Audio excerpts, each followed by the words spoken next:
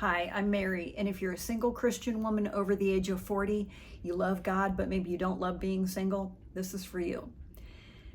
Today I want to talk about how to quit getting your heart broken.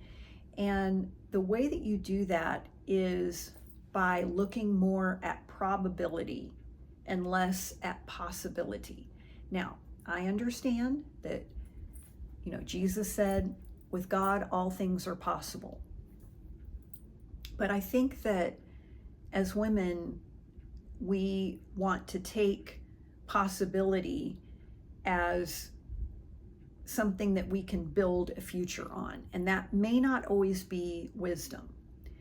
So, a lot of times we get into a situation and we think, well, but it might work out. And our girlfriends, by the way, can encourage us with that. I was dating someone that was having a lot of financial problems, and I remember saying to a friend of mine, I'm really not comfortable with, I have some questions about his finances.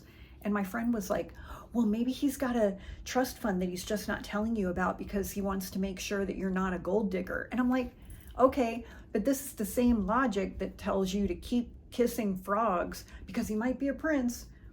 I mean, sure, is it possible he's got a trust fund somewhere that he's hiding from you? Yeah, sure, it's possible, but it's not probable. You're involved with a man and he tells you right up front, I really don't see myself ever getting married. Is it possible he'll change his mind? Yes.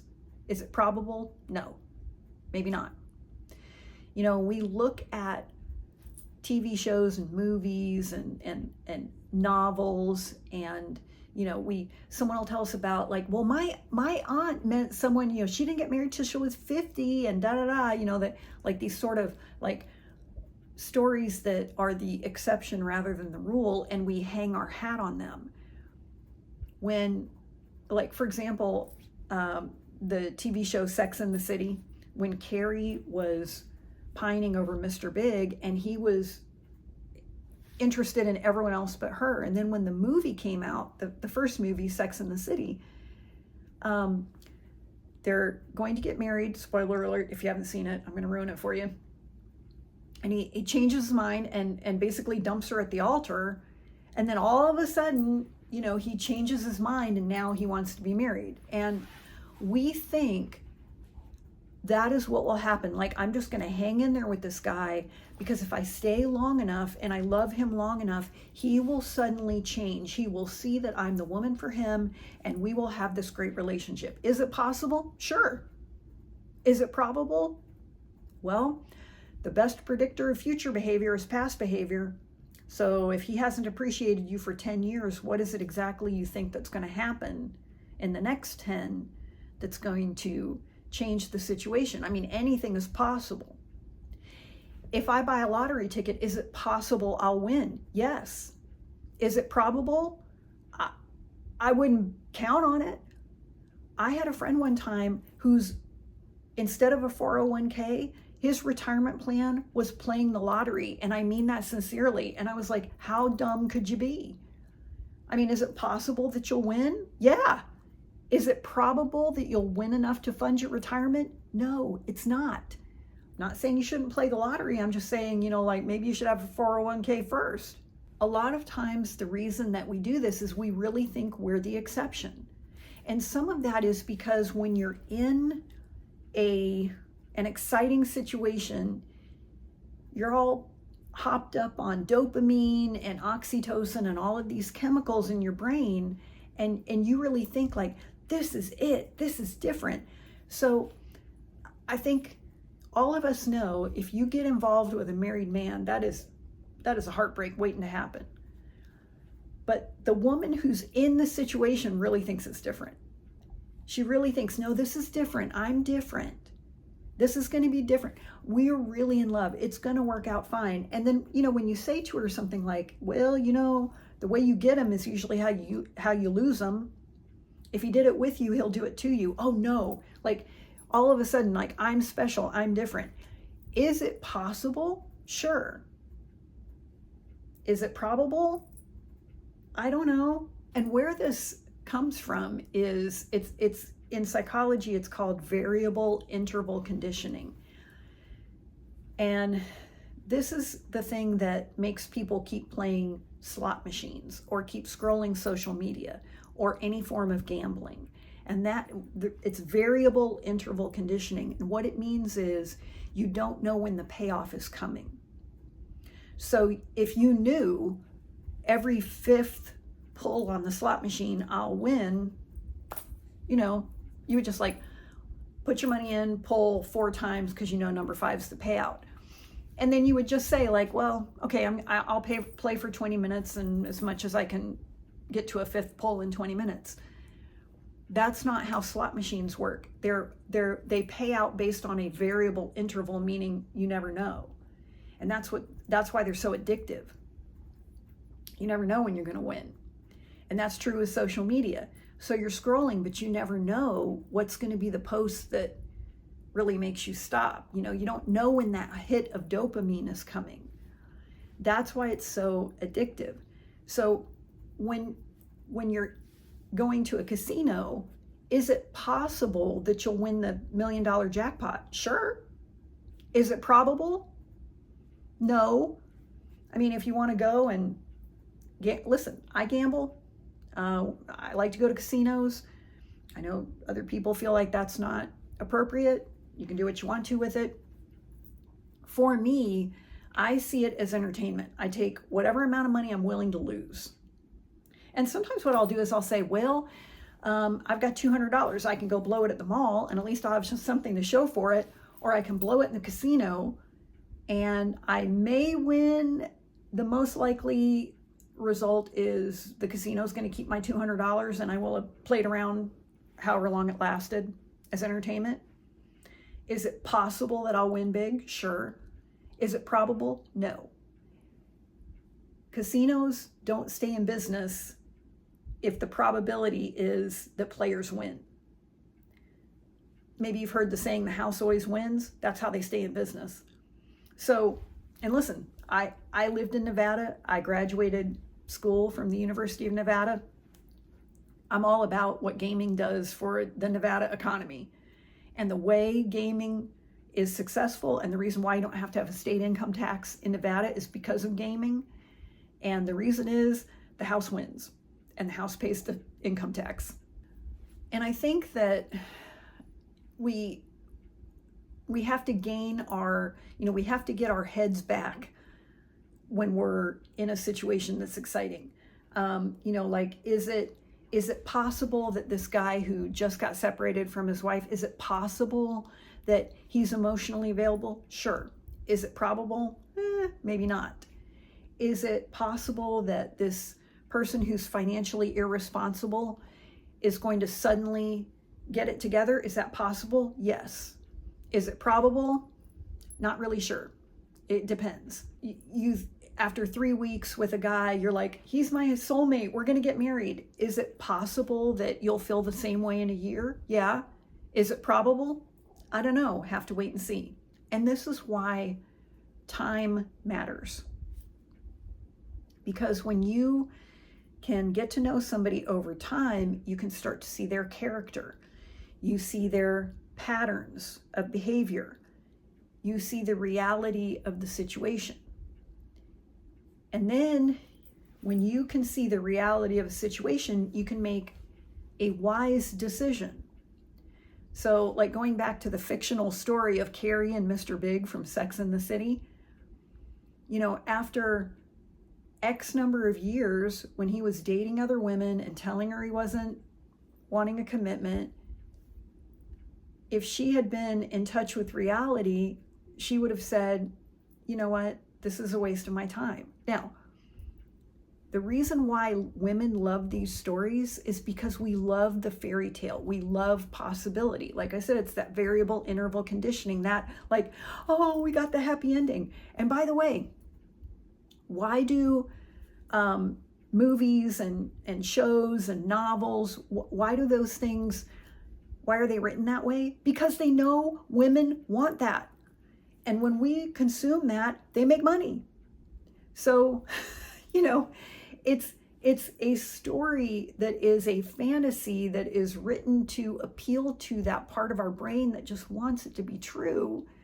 You know, we just really hope if I kiss this frog, he'll be a prince. But girl, get real. It's a frog. So this is how you can start to help protect your peace and stop getting your heart broken. You know, when you start to look at, what am I really wagering here? Okay, so I just said I'm fine with gambling. Like, what are you putting on the line here? By the way, when I teach my students, and gambling is a very big problem with college students, especially our college-age men right now. And it's very difficult to get them to stop because it's so addictive, because of that variable interval conditioning. And what I try to tell them is, listen, it's really, you're getting the rush out of seeing, like, I bet on this football game, did I win? Is at least I try to tell them, listen, I understand you want the high, but instead of like betting money, and I've had guys who have come to me and they're like, I lost all my scholarship, I lost X $1,000, my parents had to bail me out of trouble, you know, I had to sell my car. I mean, instead, what if you're, quote, betting? And I tell them, listen, put that money, instead of putting it on the betting platform, put it in a partial stock ownership platform. You know, like you can put $5 on a bet on a football game, but you could put $5 on a stock. And if the stock crashes, you've lost $5, but you know, it's probably going to go up in value and you're going to be making money. So it's, of course, it's a long-term payoff versus the short-term of gambling. But where I'm going here is, what can you afford to lose? Can you afford to get your heart broken? And a lot of times when we're in the high of, this is my soulmate, we get reckless. And we start to say, like, well, you know, you've got to take your chances. You know, sometimes you got to put yourself out there. I can take my lumps. I can take a risk. But then when you get your heart broken, it's really devastating. And I just know for me, the older I get, it doesn't become easier to recover from heartbreak. It becomes harder. So I'm very careful what I wager now. Remember when I said, when I go to gamble in a casino, I take a certain amount of money and I say, this is it. And this is the amount of money I'm willing to lose. And I know the probability is I'm going to walk out of that casino minus this money. Is it possible that I'll leave and I'll be up? Sure, that's possible. But the most likely scenario is this money is going to be gone and I'm not getting it back. So I need to be sure, is this the money I need to pay bills? Do I have to pay my rent with this? Do I need this to buy lunch tomorrow? If it's money I can't afford to lose, I don't take it. So in the same way, I don't put my whole heart on the line anymore based on possibility. Also, I would encourage you that the older we get, you need to stop banking on possibility, because ladies, let me tell you something. Once a man hits about 35, he's where he's going to be. Okay, if he's got ambition at 35, he's going to keep moving forward. If he's 35 and he still hasn't gotten off his mama's couch, he is not going to suddenly become ambitious. Okay, and the older you get, you know, a lot of times we have a romanticized version of where we're going. Okay, so like I'm suddenly going to, you know, if I just meet the right, a lot of times men think if I just meet the right woman, I'm going to, you know, want to turn my whole life around and I'm going to become ambitious and I'm going to get my education and I'm going to da-da-da-da-da. But you know what? At a certain age, you realize that is not potential anymore. He is who he is. I would say once you hit 40, you need to stop evaluating people based on possibility and start dealing with reality. People are who they are. How much do you want to gamble? And if you want to risk it all on maybe this is going to turn out how I hope it will, you have the right to do that. But can you afford it? Can you afford it emotionally? Can you afford it possibly financially. A number of years ago, I got involved with someone and he lived on the West Coast. I quit my job. I was going to move out there to be with him, and he changed his mind. He had come out to where I live. I'd quit my job, and he came out to help me pack up, and we were going to drive all my stuff across country. So he came out to help me pack up, and he broke up with me. And my job was gone. Couldn't get it back. Now, the Lord used that, and that's how I got into my university teaching career. But I will promise you that I never did that again. I never, ever quit my job for a man again, because that was very scary to me. And, I never saw that coming. Today, I would see that coming. Is it possible that this won't work out? Yeah. So I'm not suggesting that you need to become cynical. I'm not saying that you should just always expect the worst. But what I'm saying is, you want to become rooted and grounded in God, not in luck. In Psalm 146, we're told, don't put your trust in princes. And when I read that, I thought Prince Charming. So God tells us, don't put your trust in people. Put your trust in me, okay? So we're to put our trust in God. Philippians 4:13, we love to quote, I can do all things through Christ who strengthens me. We love to use that as an excuse to just do whatever we want to and get God to sign off on it. But if you back up to Philippians 4:12, and especially I like it in the Amplified Version, Paul says, I've learned the secret to contentment, and that is, whether I'm abased or abounding, I am equal to and greater than anything, because I am self-reliant and I'm reliant upon Christ in me. So what Paul was saying was, no matter what's happening, I can handle anything because I got me and Jesus. We're the two on the team. And by the way, you got to have both of you. Okay? You got Amos 3:3. How can two walk together unless they be agreed? So I thought, for a long time in my life, I just sort of thought things were randomly happening in my life. And that wasn't true. I was making some bad decisions. And today, what I know is God is wanting to lead me and guide me in every single area of my life. But I need to ask him, okay? I need to have a relationship with him and be in a place of peace so I can hear his guidance so that he can lead me and guide me where I'm supposed to go. And I can't do that when I'm in this frenzy of, maybe this will happen, maybe that'll happen. Is it fun to imagine possibilities? Yes.